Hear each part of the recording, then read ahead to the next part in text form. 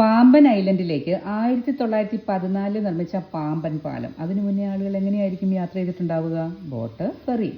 ആദാമിന്റെ പാലം എന്നറിയപ്പെടുന്ന രാമസേതു ഹനുമാനും ശില്പിയായ നളനും ശ്രീരാമന്റെ സൈന്യമായ വാനര സൈന്യം ഉൾപ്പെടെ കൂടെ ഒരു അണ്ണാറക്കണ്ണനും ഉണ്ടായിരുന്നു എന്ന് പറയപ്പെടുന്നു. അങ്ങനെ കൂട്ടായ്മയിൽ നിർമ്മിച്ച പാലം ലങ്കയിലേക്ക് കടക്കാൻ സീതാദേവിയെ രാവണനിൽ നിന്നും മോചിപ്പിക്കുവാൻ, രാവണനുമായുള്ള യുദ്ധത്തിന് ശേഷം തന്റെ പാപങ്ങൾ ജലത്തിൽ കഴുകിക്കളയാൻ ശ്രീരാമനാൽ നിർമ്മിക്കപ്പെട്ട 22 കിണറുകൾ. ചൂട്, തണുപ്പ്, മധുരം, ഉപ്പുരസം ഇവയൊക്കെ ഓരോ കിണറിന്റെയും പ്രത്യേകതകൾ.